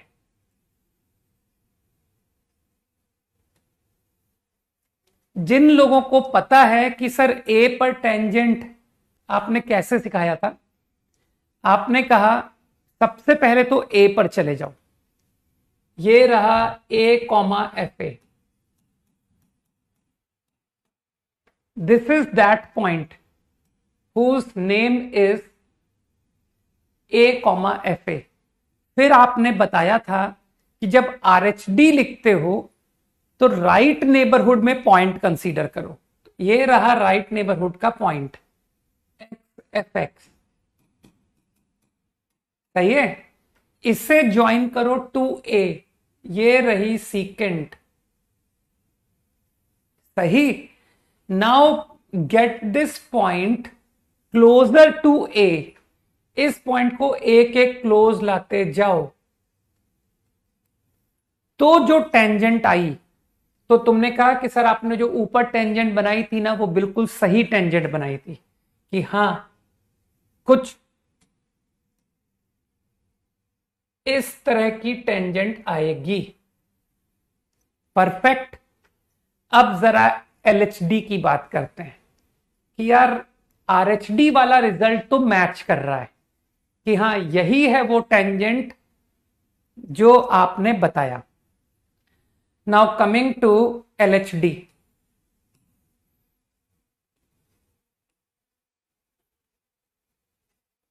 है ना। तो you all understand A comma f ए। अब जिसको लेफ्ट हैंड डेरिवेटिव चाहिए वो क्या करेगा, वो इस ए पॉइंट को ऑन ग्राफ को लेफ्ट नेबरहुड से ज्वाइन करेगा। तो लेफ्ट नेबरहुड का पॉइंट ऑन ग्राफ, ग्राफ पर ही लोगे ना sir, let this be the point, join किया, ये सीकेंट बनी, this is the point x F x. मैं लेफ्ट हैंड डेरिवेटिव पर जा रहा हूं। अब तुमको अच्छी तरह पता है कि सर ये सीकेंट है। Now get the point x closer to a, तो ए के क्लोज आ रहा हूं। तो तुमको फील हो रहा है कि सर सीकेंट कैसी बन रही है, ये रही। तो अब तुमको लगता है कि जब मैं ऑलमोस्ट ए पहुंच जाऊंगा तो तुमको टेंजेंट कैसी बनती दिख रही है, कुछ फील कर पा रहे हो कि सर ऑन ग्राफ आप ए के पास आते जा रहे हो। तो कई लोग फील कर गए कि अरे सर ये तो वर्टिकल लाइन बन रही है। तो वो जो टेंजेंट आपने बनाई है ना ये गलत टेंजेंट है, रॉन्ग है। ये टेंजेंट ऐसी नहीं आ रही है। एलएचडी से जब मैं अप्रोच कर रहा हूं, लेफ्ट नेबरहुड से जब मैं ए को अप्रोच कर रहा हूं, तो वो जो लाइन है ना वो मुझे वर्टिकल लाइन बनती दिख रही है, वर्टिकल, है ना। तो क्या तुम ओरली, सपोज मैं इस लाइन का स्लोप को कुछ मान लूं कि सर ये स्लोप m है ना, तो तुम लोग समझ गए कि सर आपका इस प्रॉब्लम का जो आरएचडी है वो तो m आ रहा है, क्योंकि ये स्लोप, ये टेंजेंट तो यही बन रही है जिसका कि स्लोप m है। लेकिन जो आप एलएचडी बोल रहे थे ना वो गलत है। एलएचडी ये लाइन नहीं दे रही है, एलएचडी ये लाइन दे रही है जो कि वर्टिकल लाइन है, और उस पर भी तुम क्लियर कर दोगे कि सर ये पॉजिटिव स्लोप की सीकेंट है। देखो पॉजिटिव स्लोप दिख रहा है कि नहीं, कि ये जितनी सीकेंट है ये एक्यूट एंगल, और ये एक्यूट एंगल में वर्टिकल हो रही है, तो ये पाई बाई 2 को जा रही है। तो क्या तुम कह सकते हो कि सर एलएचडी इसका इनफाइनाइट है? सोचो, इस बारे में सोचो। तो इसका मतलब है जो स्टेटमेंट तुमको दिया गया था ना वो बिल्कुल सही दिया गया था। ये ग्राफ डिफरेंशिएबल फंक्शन नहीं है, ये नॉन डिफरेंशिएबल है। It's RHD, it's LHD. समझ गए? तो हमारे कंसेप्ट्स एकदम करेक्ट हैं, there is nothing wrong in it. Got it? 10 seconds quickly.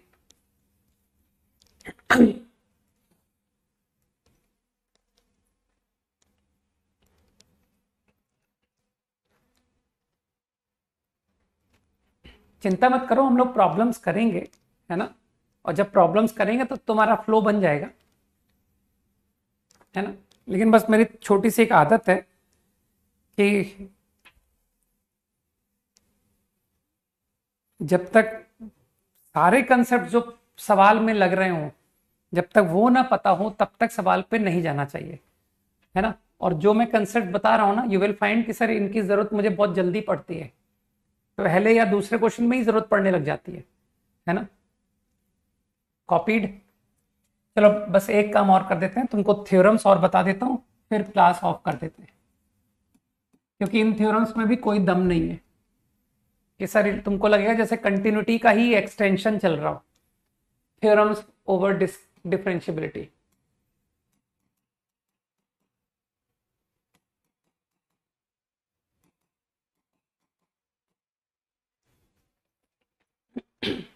At any point x equal to a, function f, function g. सबको ध्यान आ गया कि अरे यार ये तो वही टेबल बनाने जा रहे हैं जो कंटिन्यूटी में बनाया था. d I am using for function differentiable, nd I am using for non differentiable. Okay, if f is differentiable, if g is differentiable, तुम लोग समझ गए कि सर वही 4 केस बनाओगे आप. Differentiable, non differentiable, non differentiable, differentiable, both non differentiable. कई लोग तो इवन रिजल्ट भी डिसाइड कर चुके होंगे कि सर पक्का कंटिन्यूटी का पूरा कंटिन्यूएशन ही होने वाला है, तो रिजल्ट भी वही आ रहे होंगे कि what about f plus g, f minus g, f into g, f upon g. तो exactly same results. Differentiable, differentiable, differentiable, differentiable. In last case again same condition is required कि सर जीए का non zero होना जरूरी है, तब ये non differentiable. ये एक एक्स्ट्रा कंडीशन मुझे एफ अपॉन जी में जरूरत है. यहां पर वही सब answer, non, non, nothing. in some example differentiable, in some example non differentiable.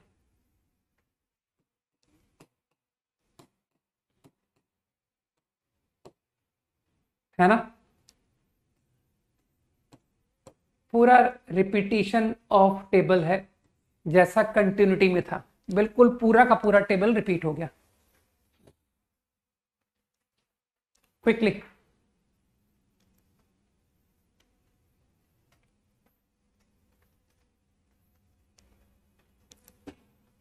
यार रुद्रेश, तुम लोग इतना पढ़ते आए हो, तुमने लिमिट चैप्टर पढ़ लिया, फंक्शंस पढ़ लिया. जब तुम लोग शीट कर रहे हो, जेईई मेंस एडवांस के क्वेश्चंस कर रहे हो, एक्सरसाइज 1, एक्सरसाइज 2 कर रहे हो, तो तुमको कहीं प्रूफ एंड ऑल लग रहा है?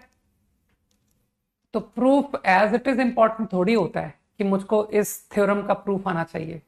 लेकिन हो सकता है कि तुम देख पा रहे हो कि सर प्रूफ करते वक्त जैसा आइडिया हमने इस्तेमाल किया, वो आइडिया प्रॉब्लम्स में भी काम आ जाता है ना? तो जो कुछ भी हम करते हैं ना, वो व्यर्थ थोड़ी करते हैं. हर चीज का कुछ ना कुछ यूज होता है, तभी करते हैं, है ना? वरना ऐसा नहीं होता कि सर कई टीचर्स क्या करते हैं, सीधे आते हैं बोर्ड पर, फॉर्मूले छापते हैं और फिर कहते हैं सवाल करो, और फिर वो बच्चों टाइप से सवाल टेक्निक, बच्चों वाली टेक्निक बता बता के कि इसमें ये मार दिया करो, इसमें वो कर दिया करो, है ना? इस तरह के टीचर्स कई होते हैं कि नहीं होते हैं, जो जिनका पढ़ाने का तरीका बड़ा अजीब सा होता है कि पता है इस टाइप के सवाल में ये कर दिया कर, इसमें ये कर दिया कर, कोई लॉजिक वॉजिक कुछ नहीं, है ना? तो उनका रिजल्ट बहुत अच्छा नहीं होना चाहिए. लेकिन ऐसा नहीं होता. रिजल्ट किसका अच्छा होता है? जो बिल्कुल फंडामेंटल से चिपक के पढ़ाता है ना? कि यार क्यों, जो हर बात का कारण बताता हुआ चलता है कि यार ये ऐसा मैं कर रहा हूं क्यों, है ना। तो यार अल्टीमेटली वही लोग एक्सेल क्यों करते हैं, है ना। ओके, सीधा एफ अपॉन जी पे चलते हैं। वैसे तो तुमको फिजिक्स में एफ अपॉन जी का डेरिवेटिव फॉर्मूला सिखाया गया है ना, कि सर ये पढ़ाया था फिजिक्स में, g f dash minus f g dash upon g square at a. तो अब तुम तुरंत समझ गए कि देखिए सर आपकी कंडीशन में F dash exist finite number ऐसा आपने दिया हुआ है, एफ इज डेरिवेबल। और तुम अच्छी तरह जानते हो कि सर अगर एफ डेरिवेबल होता है तो एफ का कंटिन्यूस होना जरूरी होता है, मतलब f a should also be a finite number. I think same happen with g also, g dash a exist तो जी ए ऑल्सो एग्जिस्ट। तो क्या दिख रहा है कि सर ये सारे एग्जिस्टिंग नंबर्स ही तो हैं, एग्जिस्ट एग्जिस्ट तो न्यूमरेटर एग्जिस्ट। तो सारी की सारी प्रॉब्लम कहां आ रही है, ये पूरी क्वांटिटी एग्जिस्ट अपॉन एग्जिस्ट है। तो तुम समझ रहे हो कि सर सिर्फ दिक्कत एक ही जगह है और वो है जीए पर, कि कहीं ऐसा ना हो ये एग्जिस्ट होते हुए जीरो आ जाए। तो सम फाइनाइट नंबर अपॉन जीरो तो ये मुझे ट्रबल दे देगा, है ना। तो आई थिंक यू अंडरस्टूड कि why this statement holds true, है ना।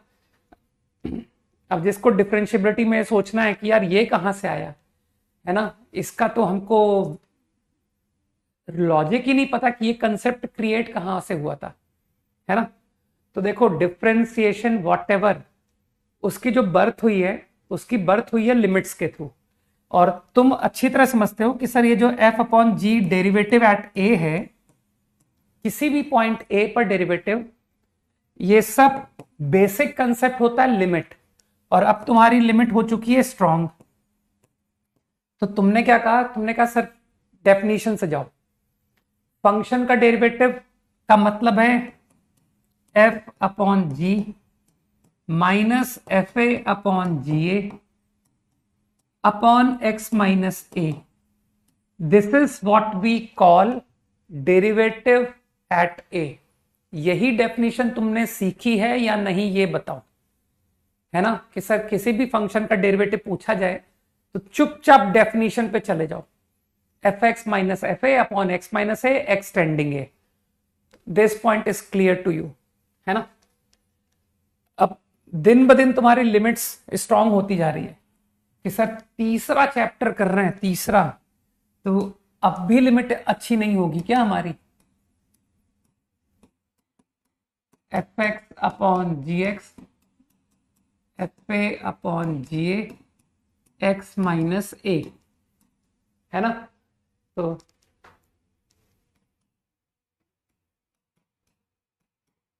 टेकिंग एलसीएम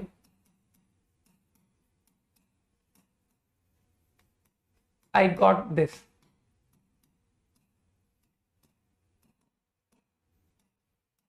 अब जितने लोग,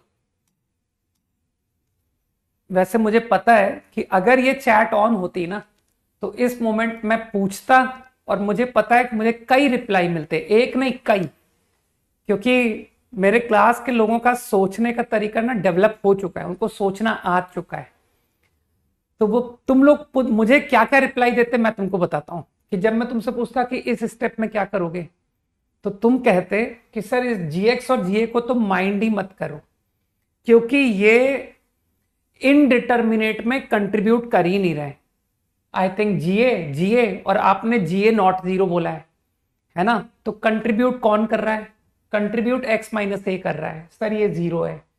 कंट्रीब्यूट पूरा न्यूमरेटर कर रहा है क्योंकि वो भी जीरो है, जीरो अपॉन जीरो।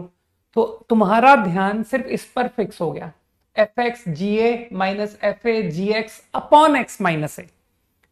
अब कुछ लोग कहेंगे, कुछ लोग, है ना, समझ रहे हो ना, तुम्हारे में से वैसे तो कुछ की संख्या बढ़ रही है सर, वो कुछ से कई की तरफ जा रही है कि सर इस सिचुएशन में मुझसे कुछ हो नहीं रहा है, I am not able to simplify anything.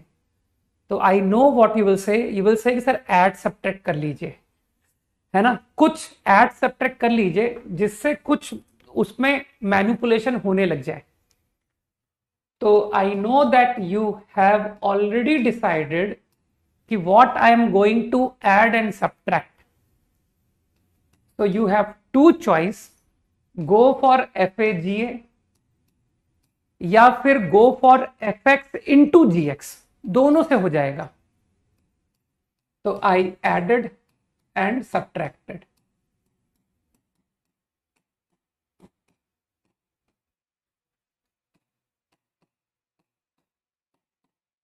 देखो बिल्कुल फंडामेंटल पे रह के चल रहे हैं हम लोग। हर बात का मेरे पास रीजन होना चाहिए, मेरी लाइन ऑफ थिंकिंग होनी चाहिए। फिर देखना IIT को तुम भी कहने लग जाओगे कि sir it is a very easy exam. Now in these two, GA common, FX minus FA। कहोगे सर X माइनस A को इसके साथ उठा लीजिए, तुम तो जानते हो ना, है ना भाई, जो स्टैंडर्ड फॉर्मूले तुम जानते हो उन्हीं को तो क्रिएट करके लिमिट निपटा रहे हो अब तक। Taken out FA become GX minus GA upon X minus A, है ना, this whole multiplied 1 upon GX GA. Now I think I am able to apply limit. अब मैं लिमिट अप्लाई कर पा रहा हूं। अब देखो लिमिट की मदद से क्या हुआ कि सर ये तो F' का फॉर्मूला है, लिमिट एक्सटेंडिंग है, ये G' का फॉर्मूला है। सही कहा मैंने? तो I think you all understood, ये तो प्रॉब्लम खत्म हो गया। GA F' minus FA G' upon G²A। तो देखो कितना सिंपल वे में चलते हुए हमने क्रिएट कर लिया formula for derivative of division of function, what you call quotient rule. तो व्हाट आई सेड इज कि जो डेरिवेटिव है is nothing but application of limits. Sir सब कुछ लिमिट से आया है ना, तो तुम इंपॉर्टेंस समझ रहे हो कि how important limits is. Extremely easy, बहुत आसान है यार लाइफ, बस थोड़ा सा सिस्टमैटिक होने की जरूरत है ना। And try to explore your interest. Interest देखो कहां बढ़ रहा है तुम्हारा, धीरे धीरे करके समझ में आ जाएगा। ठीक, गॉट द पॉइंट। 10 सेकेंड्स वो टेबल को खत्म कर दूं।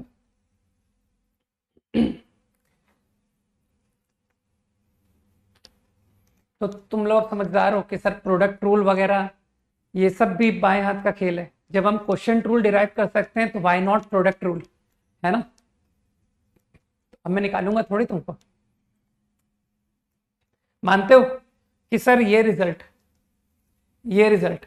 ये तो वही कॉन्ट्राडिक्शन वाला तरीका,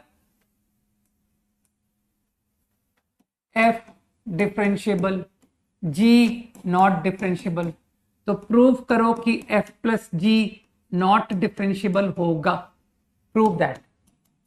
तो कुछ लोगों को याद है कि सर आपने ना इसको कॉन्ट्राडिक्शन से किया था, लेट डिफरेंशिएबल। अब कई लोग बोलेंगे कि सर आप क्या करो, GX को लिख दो F plus G minus F, ये GX है कि नहीं, और फिर कमेंट कर दो कि सर अभी अभी जो थ्योरम्स पढ़ी है, this is differentiable imply GX is differentiable. क्या ना, ये तो कॉन्ट्राडिक्शन हो गया। कॉन्ट्राडिक्शन इसका मतलब एजम्पशन इज रॉन्ग, एजम्पशन गलत है। तो वो टेबल को याद कर लेना, ठीक है। तो आज मैं एप्लीकेशंस नहीं ले रहा हूं, आज क्लास को यहीं एंड कर रहा हूं, ठीक है। तो तुम next class that is Monday we will continue from here, है ना। तो तुम अगली क्लास में क्या करके लाओगे, जेईई एडवांस के पहले एक्सरसाइज 2 करते हैं, है ना, कि सर जेईई एडवांस के पहले 2 करेंगे और अच्छी फील आएगी, है ना। तो let us first do exercise 2. I think 15 questions are there. You can finish it. I will discuss only 10. मैं सिर्फ 10 सवाल डिस्कस करूंगा, लेकिन तुम्हारे लिए मेरा एडवाइस है कि you can finish exercise 2, you can finish exercise 4, है ना। और जिन लोगों को जरूरत पड़ती हो कि सर मेरा क्या होमवर्क सब खत्म है, मैं और क्या करूं, तो वो जिन चैप्टर्स की मेरी शीट खत्म हो रही है, ओनली ध्यान से सुनना, जिसकी मैं शीट फिनिश करता हूं सिर्फ वो उन चैप्टर्स की ब्लैक बुक स्टार्ट कर सकता है। और मेरा एडवाइस ये भी है कि ब्लैक बुक में पूरा चैप्टर क्यों एंड करता है, वो सिर्फ सिंगल चॉइस क्यों नहीं करता जाए कि सर मैं लेवल्स में करूंगा, एक बार सिंगल चॉइस निकालता जाऊंगा, फिर उसके बाद आऊंगा 1 और मोर करूंगा, फिर उसके बाद आऊंगा पैरा करूंगा। तो इस तरीके से क्या है कि तुमको डिफरेंट चैप्टर्स का भी एक्सपोजर मिलता रहेगा, नॉट एट वंस कि सर एक जमाने में मैं लिमिट्स का चैंपियन था, फिर उसके बाद 3 महीने तक लिमिट के सवाल ही नहीं किए, तो सारा का सारा लिमिट का फ्लो ही टूट गया। और अगर थोड़े थोड़े क्वेश्चन करके आते रहे राउंड्स में, है ना, तो आई थिंक तुम्हारी लिमिट से तुम्हारा सारा मैथ्स का पार्ट स्ट्रांग हो जाएगा। तो राउंड्स में करो, है ना, कि I will go through single choice, ऐसे कर करके करो, है ना। चलो बाय, जय हिंद।